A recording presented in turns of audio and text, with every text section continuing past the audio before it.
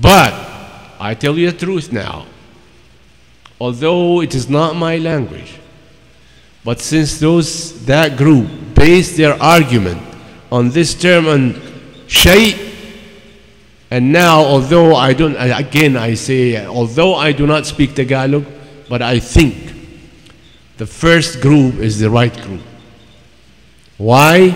They did not base their arguments on words from the Qur'an or try to manipulate the words of the Qur'an. No. I remember Brother Khalid and the others presented it, the pronouns, and explained everything and left. He didn't use an ayah from the Qur'an, try to manipulate it in one way or another. No. The other group, they based their argument on the term Allah is not a shay, is not a thing. From here I can tell that their argument is not right. In other words, the first group, Allah knows best. But I can feel, I have that feeling. The first group is right. So when we argue about these things, we have to remember that one day we're going to stand before Allah. And all of us, akhi, even I now, I'm working on the translation of the meaning of the ayat of the Qur'an. The translations that you have in your hand now, it's the translation of the words of the Qur'an. You can see word for word. Almost every word is translated. But the translation is not Qur'an. The translation is not Qur'an. The Qur'an only in Arabic. The translation is a translation of the meaning of the word. Now myself, I'm working actually on the meaning of the ayah.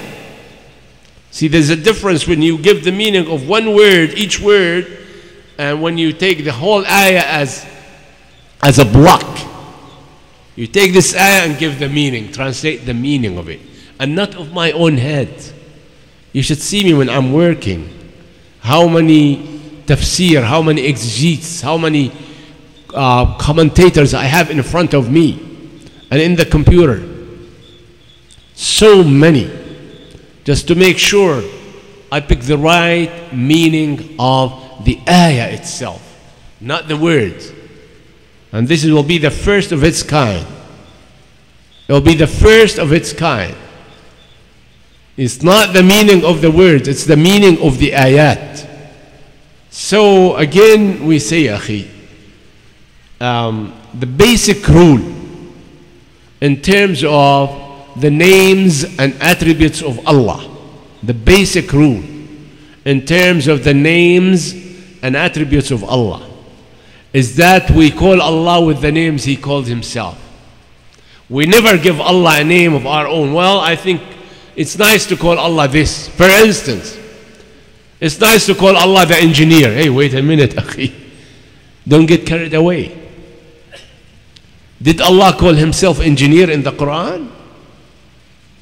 Did His Prophet Muhammad, may Allah exalt his mention, call him as an engineer? The answer is no. Then we don't call Allah as an engineer. You see, there are certain things, certain names that Allah named Himself with and qualified Himself with, and His Prophet Muhammad, may Allah exalt himself, may Allah exalt his mention, he named Allah with names. These are the only two sources we rely on in terms of the names and attributes of Allah. It's not up to our minds. This is called tawqifi, brother. This term is called tawqifi. What does it mean, tawqifi? That means there is no room for opinion. Tawqifi from to stand up or to stop. That means the names of Allah, there is a border where you cannot cross. A barrier you cannot cross. That is to say, well, I think it's nice to call Allah this, I think it's nice to call Allah. No, no, no, brother, wait a minute. Allah did not keep His names open for us to choose. He names Himself with the names with which He named Himself, and likewise, his Prophet Muhammad, may Allah exalt his mention, named him with those names. It's only these two sources that we base the names and attributes of Allah. We neither can delete any of Allah's names that He named Himself with, nor add new names. That's why I was against the point of saying that, Shay, it means a thing that, no, it means the one who wills the thing. It means the one who decides the thing. Wait a minute. Allah created our tongues. It's Allah who created you, your tongue. That is to say, created Tagalog. He created Arabic. He created Tagalog. And He created the rest of the languages of the world. You mean Allah ran short of vocabulary? Well, we have, akhi, it's very serious. Wallahi, I can't imagine. It's very serious. And the brother called me yesterday and he says, what do you want me to tell people? They're asking me, what do you mean by thing? I said, listen, brother, don't argue with this. My message is very clear that I sent it in the email. It's very clear. I explained it in a way, it's very simple way. You either stick to what I say or don't put words in my mouth. You want to tell them, it's up to you. Tell them whatever you want. But this is what I'm saying. And I told him, and I stick to the words of the scholars, of our scholars, exegetes. Whatever they said about Allah, I stick to their statements. I don't make my own statements. And as I said, At-Tabari, akhi, for your information, Imam Muhammad ibn Jarir At-Tabari, he is called the father of the exegetes. In other words, every exegete that came after him, he relied on his work. He relied on his work, on the commentary of the Qur'an. After him there came, and even before, look at Ibn Abbas. Ibn Abbas, akhi, for your information, Ibn Abbas, his name is Abdullah. And Abbas was the uncle of the Prophet Muhammad sallallahu alaihi wasallam. And Abdullah ibn Abbas, when he accepted Islam in Medina, he was 8 years old. And yet Allah gave him very bright memory. He was very astute, very shrewd, and very sharp memory.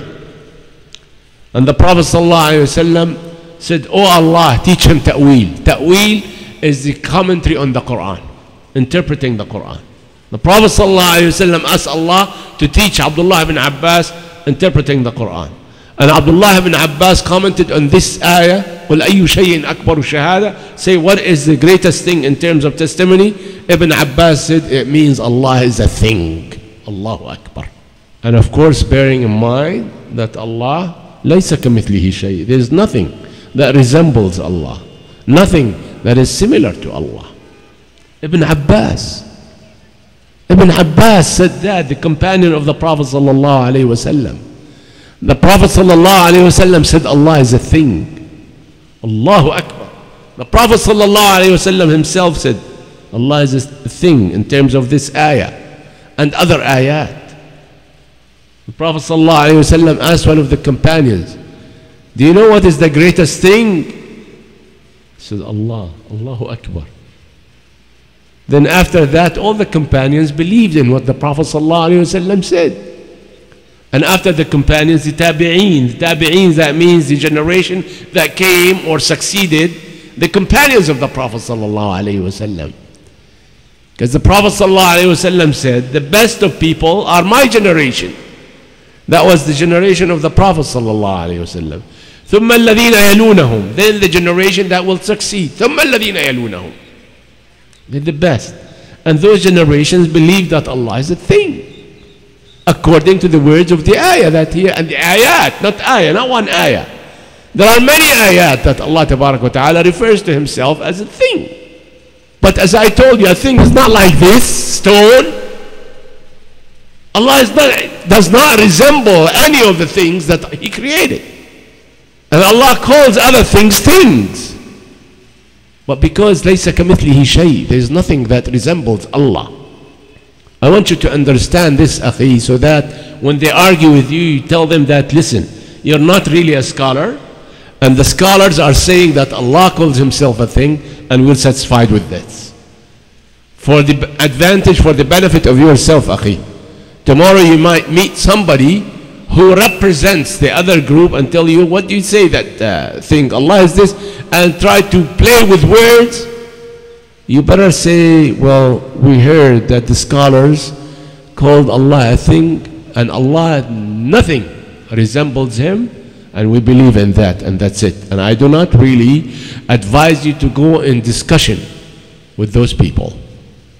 Do not. Just tell them we are satisfied that that's what Allah called Himself, and that's what the commentator said, and we are satisfied with it. And I really appreciate of the brothers who received the email to send it to the rest of the brothers, so that you know what I'm talking about. It's very important, akhi, because when it comes to the Qur'an, there's certain adab, certain manners, certain etiquette to show how we respect the word of Allah. We have to really respect the word of Allah, to behave in a way that's different when you handle any other book. These are, akhi, the words of Allah. Do you know that in the Qur'an when you read it, you're reading the words that Allah Himself pronounced it. Jibreel heard it from Allah. Allah actually spoke the words of the Qur'an.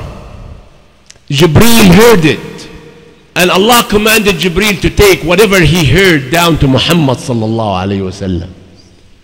Allahu Akbar. This is very important, akhi. We're talking about the Qur'an, we're talking about the word of Allah. We're not talking about the word of so and so or so and so. These are the words of Allah. It's true that we have to use the lexicon in order to see the meaning of this word. But as I told you, every term has linguistic meaning and legal meaning. And scholars say whenever the legal meaning contradicts with the linguistic meaning, the legal meaning takes precedence over the linguistic meaning. Is it clear, brother? Yani I want to, when I leave, I want to be satisfied that everybody understood what I'm talking about. Okay? So Allah Tabarak wa Ta'ala, to sum up, called Himself a thing. We say, we recite this ayah, akhi, in salah or otherwise. قل أي شيء أكبر شهادة قل الله شهيد بيني وبينكم وأوحي إلي هذا القرآن لأنذركم به ومن بلغ. Say to them, ask them, what is the greatest thing in terms of testimony? Say, Allah is the greatest thing. And this Qur'an is revealed to me to convey it to you and to all those who are reached, that the Qur'an will reach them. أَإِنَّكُمْ لَتَشْهَدُونَ أَنَّ مَعَ اللَّهِ آلِهَةً أُخْرَى قُلْ لَا أَشْهَدُ. Do you testify that there are gods beside Allah? If they do, and tell them, I don't testify, there's only Allah. See, this is the beauty of the words of the Qur'an. There's only Allah.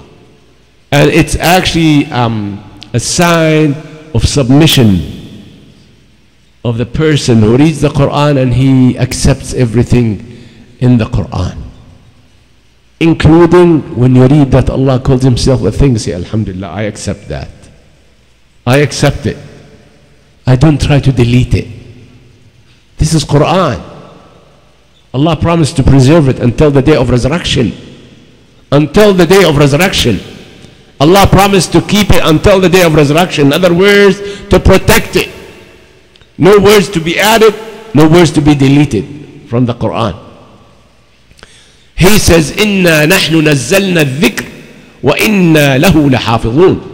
It's we who sent down the Qur'an, and it's we who shall preserve it and shall protect it. And Allah will protect it until the end of time.